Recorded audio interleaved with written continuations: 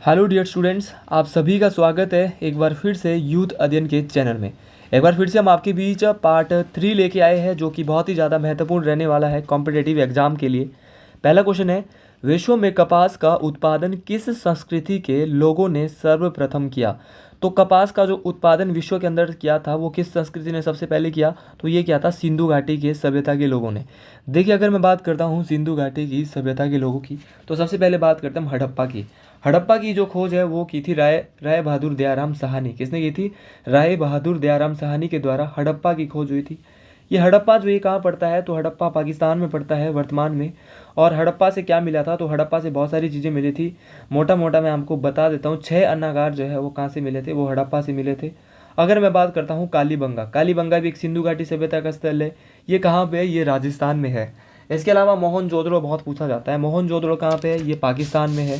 पूछा जाएगा राखी गढ़ी कहाँ पे है, तो राखी गढ़ी भी एक सिंधु घाटी सभ्यता का स्थल है। राखी गढ़ी हरियाणा में है। रंगवीर गुजरात में है। और लोथल बहुत बार पूछा जाता है कि लोथल जो है सिंधु घाटी सभ्यता का एक स्थल है, भारत के किस राज्य में, तो एक गुजरात में है। अगले क्वेश्चन की बात करते हैं, 10 राज्य लड़ाई कौन सी नदी के तट पर हुई थी। तो 10 राज्य युद्ध हुआ था, 10 राजाओं के बीच जो युद्ध हुआ था ये जो है वो कौन सी नदी के किनारे हुआ था, तो ये होता है रावी नदी के किनारे। अगर मैं बात करता हूँ रावी नदी के वैदिक नाम की, तो रावी नदी का वैदिक नाम है पुरुषणी। क्या नाम है? पुरुषणी।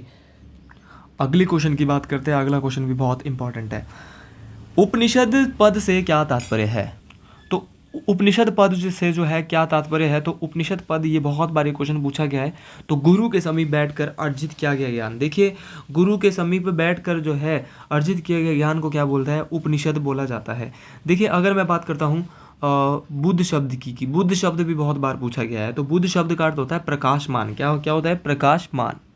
अगली क्वेश्चन की बात करते हैं। देखिए, हर एक क्वेश्चन इसमें बहुत इंपॉर्टेंट है। अगला क्वेश्चन बहुत महत्वपूर्ण है कि महावीर की माता का क्या नाम था। तो महावीर की जो माता का नाम था वो था त्रिशला। अगर मैं बात करता हूँ महावीर जी की, तो महावीर का जो जन्म है ये कुंडग्राम में हुआ था।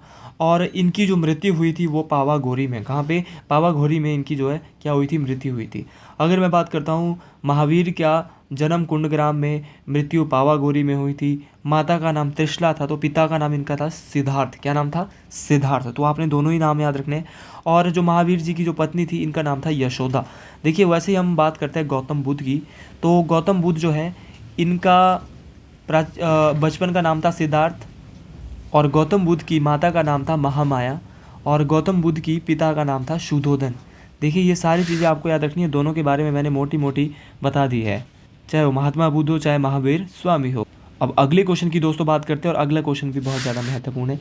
दीवंश है एक। देखिए, दीवंश क्या है, तो दीवंश एक बौद्ध ग्रंथ है। अगर मैं बात करता हूँ बौद्धों की, तो जिस तरह दीवंश एक बौद्ध ग्रंथ है उसी तरह इनके कुछ विश्वविद्यालय भी है।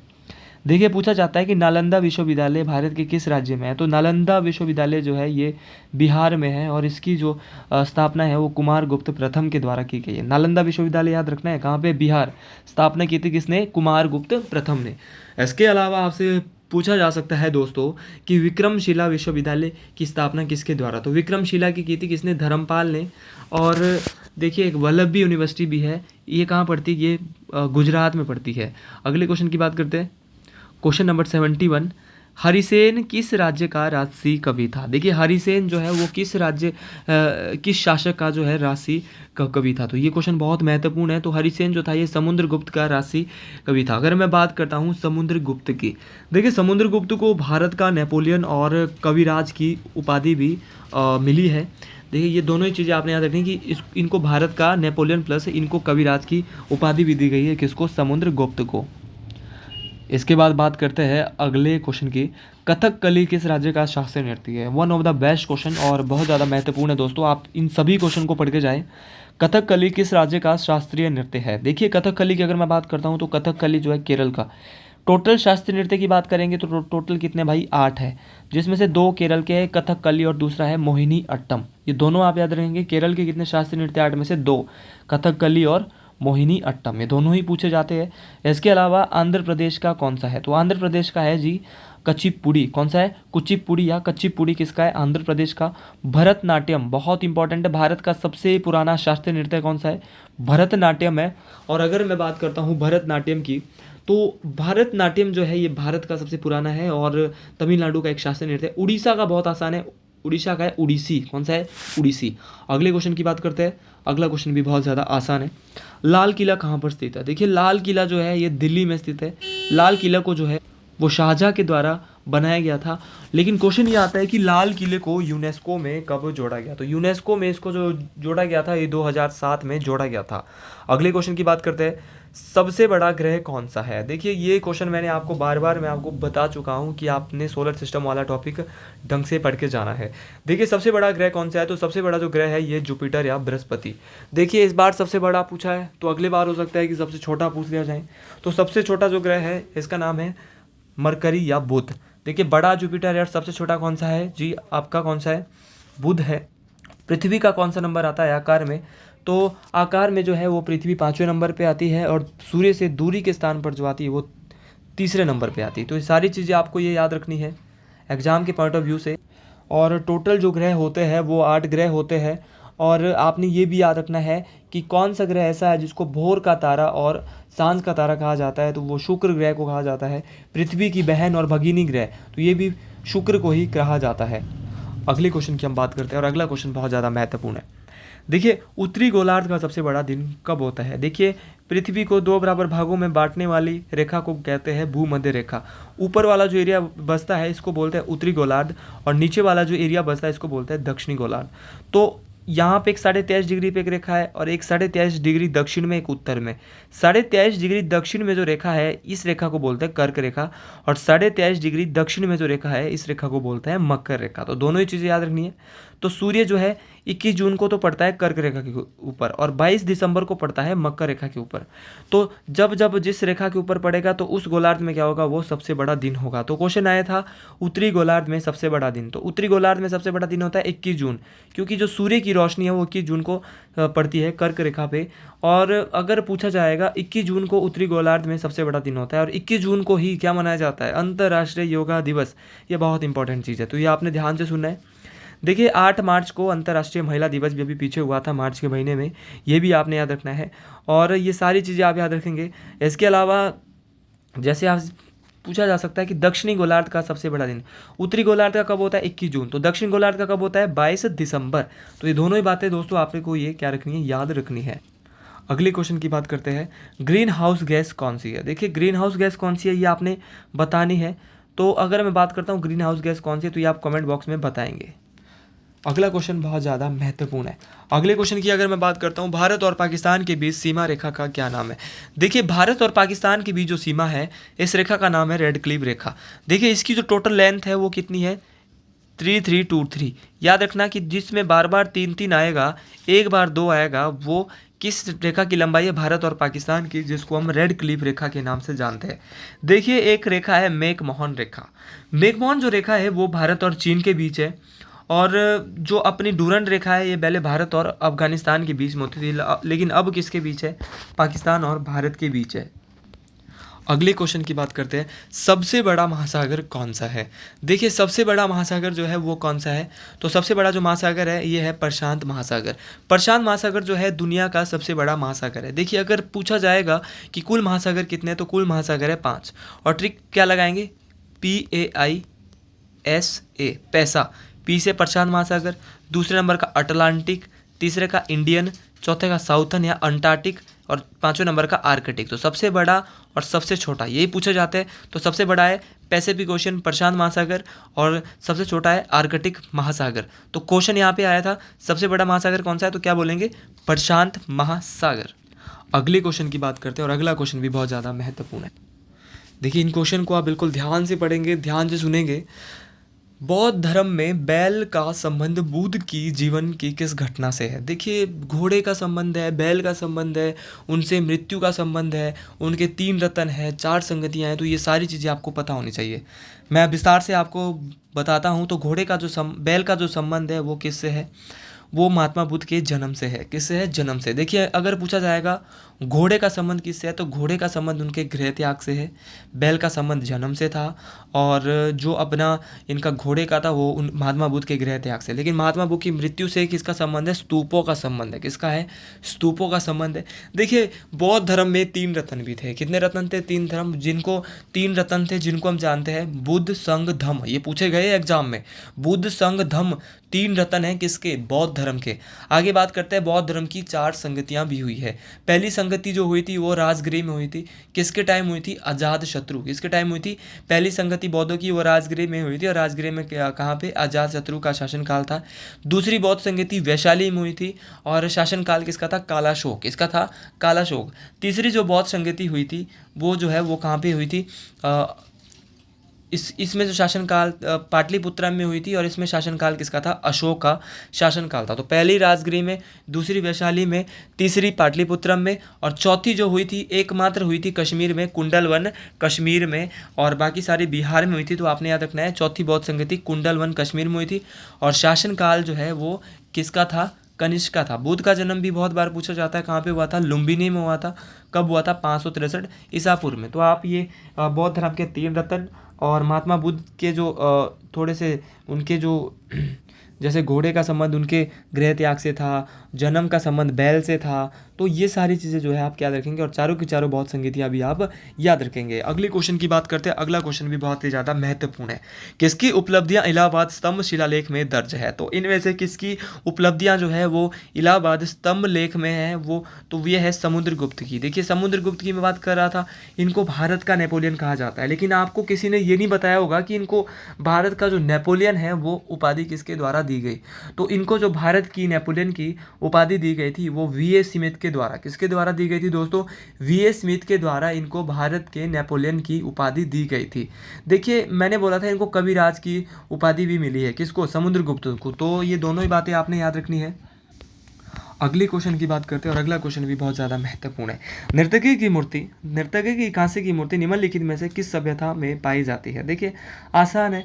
देखिए अगर मैं बात करता हूँ, नर्तकी की जो मूर्ति है वो सिंधु घाटी सभ्यता से मिली, और कहाँ से मिली थी हमें, ये मिली थी हड़प्पा से। देखिए अगर मैं बात करता हूँ मोहनजोदड़ो की, तो ये नर्तकी की जो मूर्ति है ये मोहनजोदड़ो में मिलती है, और मोहनजोदड़ो में ही मृतकों का टीला और विशाल स्नानागार भी था। देखिए मोहनजोदड़ो में क्या था, मृतकों का टीला भी मिला है, और विशाल स्नानागार भी जो है वो कहाँ पे मिला है, वो अपने मोहनजोदड़ो से मिला है, जो कि कहाँ पे है, पाकिस्तान में स्थित है।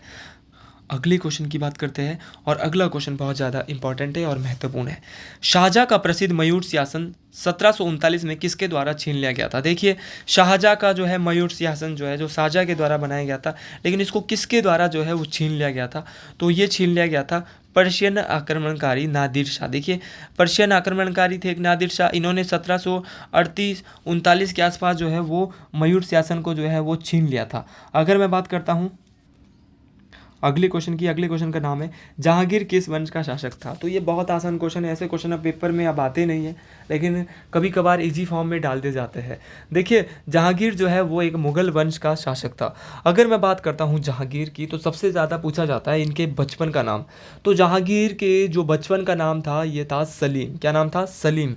सलीम इनके बचपन का नाम था, और जहांगीर के जो पिता का नाम था ये था अकबर। क्या नाम था, अकबर। अगर मैं बात करता हूँ अकबर की, तो अकबर के टाइम ही 9 रत्न भी हुए हैं, और इन 9 रत्न के जो कार्यकाल थे वो मैं बताता हूँ कि 9 रत्न जो ये कौन कौन थे। आपको नाम जो है पता होना चाहिए कि अकबर के 9 रत्नों में कौन कौन आता है। देखिए तानसेन जो है अकबर के 9 रत्न में आता है, लिख लेना है आपने इनको, इंपॉर्टेंट है। तानसेन, दूसरे नंबर पे बीरबल, तीसरे में अबुल फजल, टोडरमल, फेजी, राजा मानसिंह, अब्दुल रहीम खाना, मुल्ला टोपिया और हकीम। और ये जो है सभी किस में आते हैं, अकबर के 9 रत्न में आते हैं। तो आपने इनको सुन लेना है, तानसेन, बीरबल, अबुल फजल, टोडरमल, फेजी, राजा मानसिंह, अब्दुल रहीम खाना और मुल्ला टोपिया और हकीम। तो ये सारे के सारे क्या है, अकबर के क्या थे, नवरत्नों में आते थे। देखिए अकबर तो जहांगीर के पिता थे जिनका बचपन का नाम सलीम था, लेकिन अगर क्वेश्चन आएगा कि जहांगीर ने किस सिख गुरु को फांसी पे चढ़ाया, तो जहांगीर ने जो है गुरु अर्जुन देव को जो है फांसी पे चढ़ाया था, जो कि सिखों के 5वें गुरु थे। अगर मैं बात करता हूँ गुरु ग्रंथ साहिब का संकलन किसके द्वारा किया गया, तो गुरु ग्रंथ साहिब का संकलन जो है ये इन्हीं गुरु के द्वारा, गुरु अर्जन देव के द्वारा ही किया गया, जिनको जहांगीर ने कहाँ पे, फांसी पे चढ़ा दिया था। तो ये आप सारे क्वेश्चन जो है आप ये एग्जाम के पॉइंट ऑफ व्यू से याद रखेंगे। अगले क्वेश्चन की बात करते हैं और अगला क्वेश्चन भी बहुत ज़्यादा महत्वपूर्ण है। प्रतिष्ठित संगीतकार तानसेन और बिरजू बावरा किसके शासनकाल में फले फूले? देखिए जो अपने प्रसिद्ध संगीतकार जोड़ी जो थी तानसेन और बिरजू बावरा की, ये जो है बहादुर शाह जफर के समय जो है वो क्या है, फले फूले थे। अगर मैं बात करता हूँ बहादुर शाह जफर की, सॉरी इसमें बहादुर शाह जफर नहीं आएगा, इसमें क्या आएगा, अकबर, थोड़ा स्किप हो गया था। तो इसमें क्या आएगा, अकबर आएगा। कि तानसेन और बेजू बावरा जो है ये अकबर के टाइम, और अकबर के कितने रत्न थे, 9 रत्न। तो ये आपने दोनों ही बातें क्या है दोस्तों याद रखनी है। अगले क्वेश्चन की बात करते हैं। हुमायूं का मकबरा किसके द्वारा बनाया गया था? तो हुमायूं का जो मकबरा है तो ये हमीदा बानू बेगम के द्वारा बनाया गया। अगर मैं बात करता हूँ हमीदा बानू बेगम की, तो इनका नाम, इनको हाजी बेगम और बेगा बेगम के नाम से भी जाना जाता है। किस नाम से? हाजी बेगम और बेगा बेगम के नाम से भी जाना जाता है। देखिए हुमायूं का जो मकबरा है इसको यूनेस्को में कब डाला गया, ये बहुत इंपॉर्टेंट क्वेश्चन है। तो हुमायूं का जो मकबरा है इसको यूनेस्को में डाला गया था 1993 में। कब डाला गया था? 1993 में इसको यूनेस्को में डाला गया। और अगर मैं बात करता हूँ हुमायूं के मकबरे की, कि इसको तो 1993 में डाला गया, किस में, यूनेस्को में। लेकिन इसके साथ और किसको डाला गया? तो और डाला गया था कुतुब मीनार। देखिए कुतुब मीनार जो है इसको भी यूनेस्को में 1993 में डाला गया। लेकिन क्वेश्चन है, एक प्रसिद्ध अजंता की गुफाएं कहाँ पे है? महाराष्ट्र में है। इसको यूनेस्को में डाला गया था 1983 में। तो ये सारी चीज़ें आप याद रखेंगे। अगले क्वेश्चन की बात करते हैं। अगला क्वेश्चन भी बहुत ज़्यादा महत्वपूर्ण है। भारतीय राष्ट्रीय कांग्रेस ने 1920 में किस अधिवेशन में असहयोग पर प्रसिद्ध प्रस्ताव पारित किया था? तो देखिए एक इनका अधिवेशन हुआ था कलकत्ता में 1920 वाला। वैसे तो नागपुर में इनका मेन जो हुआ था वो नागपुर में हुआ था, जिसमें सीवी राघवाचारी जो है इनके क्या थे, अध्यक्ष थे। लेकिन जो नागपुर में हुआ था इसमें जो अध्यक्ष थे वो कौन थे? लाला लाजपत राय। और इसी में जो है असहयोग आंदोलन का प्रस्ताव जो है वो पारित किया गया था। देखिए कांग्रेस के बहुत सारे अधिवेशन हुए थे। पहले तो पता होना चाहिए कि कांग्रेस की स्थापना कब हुई थी। तो भारतीय राष्ट्रीय कांग्रेस की जो स्थापना है वो 28 दिसंबर 1885 को बम्बई में हुई थी। देखिए कांग्रेस का एक अधिवेशन है 40वें नंबर का, जिसको हम बोलते हैं बेलगांव अधिवेशन। बेलगांव अधिवेशन के जो अध्यक्ष थे इनका नाम था महात्मा गांधी। और महात्मा गांधी जो है वो भारतीय राष्ट्रीय कांग्रेस के मात्र एक बार के अध्यक्ष रहे हैं। और किस अधिवेशन में रहे हैं? बेलगांव अधिवेशन में रहे हैं। उसी तरह कांग्रेस का लाहौर अधिवेशन हुआ था 1929 में, जिसमें अध्यक्ष थे पंडित जवाहरलाल नेहरू। 1907 में 27वां अधिवेशन हुआ था भारतीय राष्ट्रीय कांग्रेस का, जिसको हम, वो जो कि गुजरात के सूरत में हुआ था, और उसको सूरत अधिवेशन के नाम से भी जाना जाता है। तो ये सारी चीज़ें हैं। और 1906 में कलकत्ता में हुआ था 22वां अधिवेशन। इसमें अध्यक्ष थे दादा भाई नौरोजी। और दादा भाई नौरोजी 3 बार भारतीय राष्ट्रीय कांग्रेस के क्या बने हैं? अध्यक्ष बने हैं। अगले क्वेश्चन की बात करते हैं। अगला क्वेश्चन इस प्रकार से है, जिस मुद्दे पर 1930 का सविनय अवज्ञा आंदोलन शुरू किया गया था वो था। देखिए कौन सा मुद्दा ऐसा था जिसके तहत सविनय अवज्ञा आंदोलन को शुरू किया गया था 1930 में? तो ये था ब्रिटिश सरकार द्वारा नमक एकाधिकार का प्रयोग। देखिए ऑप्शन सी इसका सही आंसर है। देखिए दांडी मार्च हुआ था। दांडी मार्च कब से कब तक हुआ था? तो 12 मार्च 1930 से 6 अप्रैल 1930 तक जो है कौन सा हुआ था? दांडी मार्च हुआ था। तो ये क्वेश्चन भी बहुत ही ज़्यादा महत्वपूर्ण था। इसके अलावा सविनय अवज्ञा आंदोलन की जो शुरुआत है वो 1930 में ही हो गई थी। इसके बाद अगले क्वेश्चन की, अंग्रेजों ने भारत में रेलवे की शुरुआत किस लिए की? अब ऐसे तथ्य वाले क्वेश्चन आते हैं तो दिक्कत आ सकती है, लेकिन आप यहाँ पे हर एक क्वेश्चन आपको करवाया जाएगा। देखिए अंग्रेजों ने जो है भारत में रेलवे की शुरुआत जो है वो किस लिए की थी? देखिए रेलवे की जो शुरुआत है वो वाणिज्य और प्रशासनिक नियंत्रण को सुविधा प्रदान करने के लिए जो है इन्होंने रेलवे की शुरुआत की थी। अगर मैं बात करता हूँ रेलवे की, तो भारत में जो है पहली ट्रेन जो चली थी वो 1853 में चली थी। लेकिन सबसे पहले कब इसको बिछाया गया था? तो 1853 में इसको बिछाया गया था। और पहली जो रेल चली थी वो 1853 में चली थी, और बॉम्बे से ठाणे के बीच चली थी। कहाँ से कहाँ? बॉम्बे से ठाणे चली थी पहली ट्रेन, 34 किलोमीटर ये चली थी। देखिए दूसरी रेल कब चली थी? दूसरा वाला बहुत कम पूछा जाएगा, लेकिन पूछा जाता है 1854 में। अगर पहली 53 में चली तो दूसरी चली थी 54 में, और चली कहाँ थी? कलकत्ता से रानीगंज। देखिए एक ट्रेन हमारी बड़ी फेमस है शिमला कालका। आप लोगों ने सभी ने कमेंट बॉक्स में बताना है कि शिमला कालका रेलवे लाइन को यूनेस्को में कब ऐड किया गया। ये बहुत ही ज़्यादा इंपॉर्टेंट क्वेश्चन है। अब अगले क्वेश्चन की बात करते हैं, और आज के कुछ आखिरी क्वेश्चन की हम बात कर रहे हैं। और आखिरी क्वेश्चन आज की इस प्रकार से है, 2 क्वेश्चन है। निम्नलिखित में से सबसे पहले इंस्ट्रूमेंट ऑफ एक्सेशन पर हस्ताक्षर किए थे। देखिए, इंस्ट्रूमेंट ऑफ एक्सेशन ये अच्छे लेवल का क्वेश्चन है, तो इस पे हस्ताक्षर सबसे पहले किए थे त्रावणकोर के दीवान। देखिए, त्रावणकोर के दीवान जो थे, इन्होंने जो है वो सबसे पहले हस्ताक्षर किए थे इंस्ट्रूमेंट ऑफ एक्सेशन। एक देखिए, एक एक्ट आता है गवर्नमेंट ऑफ इंडिया एक्ट। ये कब आया था, तो इसको कब इंट्रोड्यूस किया गया था, तो ये 1935 को इसको इंट्रोड्यूस किया गया था। अगले क्वेश्चन की बात करते हैं, बिरसा मुंडा ने ब्रिटिशों के विरुद्ध किस क्षेत्र में कार्य किया। देखिए, बिरसा मुंडा ने ब्रिटिश के विरुद्ध जो है वो किस क्षेत्र में कार्य किया था, तो ये क्या था, छोटा नागपुर क्षेत्र। देखिए, छोटा नागपुर क्षेत्र में जो है बिरसा मुंडा ने जो है वो अंग्रेज़ों के विरुद्ध जो है कार्य किया था। देखिए, अगर मैं बात करता हूँ बिरसा मुंडा जयंती, बिरसा मुंडा जयंती भी होती है, तो बिरसा मुंडा की जो जयंती है वो 15 नवंबर को होती है। ये छोटा नागपुर वाला एरिया जो है ये झारखंड में आता है, और छोटा नागपुर जिसको हम बोलते हैं ये झारखंड में आता है। तो ये सारे क्वेश्चन थे आज के लिए, और इंडिया जी के इसी तरह आगे चलता रहेगा। और आगे हम आपके लिए बीएड एंट्रांस के लिए बहुत जल्द अपने ही चैनल पे वीडियोज़ आने वाले हैं, और बहुत जल्दी इससे भी अच्छा काम करने वाले हैं। आपको अगर वीडियो अच्छी लगी हो तो शेयर करें, लाइक करें, सब्सक्राइब करें। आज के लिए इतना ही। कमेंट बॉक्स में ज़रूर बताएं कि हिमाचल प्रदेश की लोकसभा की जो है वो कितनी सीटें हैं। धन्यवाद।